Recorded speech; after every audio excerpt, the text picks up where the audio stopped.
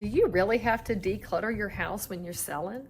Or is that just a realtor trying to make you do things? No, seriously, friends, we really do want you to think about the presentation of your house. Now, I'm not going to go so far as to call it clutter because I don't think about my precious belongings as clutter either. It's just my memories and my stuff. In fact, I love my little Clark Gnome. Do y'all remember Clark Gnomes? Tom was from Davidson, North Carolina, wonderful artist.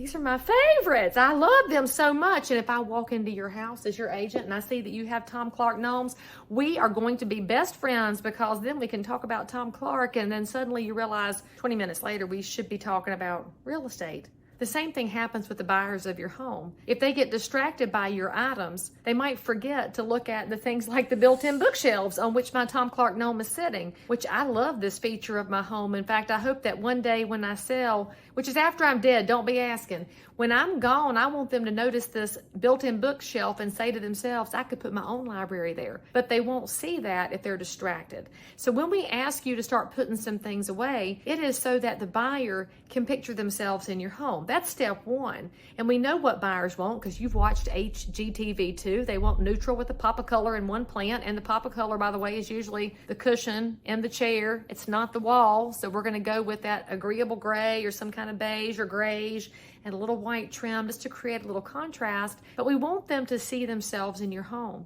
Now, when we ask you to put some things away, there's a benefit to you, the homeowner. For some of y'all, you know that I love my medium plus clients in age. I love helping folks who've been in a home 30, 40, 50 years right here in Cabarrus County. And I know how much emotion you have in your house. That's the hardest part of selling because everywhere you look, you see your kids, your grandkids, your community involvement. You see all the things that you've done to the home and you love it. Well, when you start putting some of these items into a box and close that box up, each one is a little bit of emotion put into the box, and suddenly you're starting to compartmentalize so that when that buyer comes through and they write us a very good offer, you are able then to say yes because all of your precious belongings are already ready to go to the next place and the buyer can bring their things into your house. We know your stuff is precious. We think it's beautiful too. We just want you to create a pathway for a successful transaction.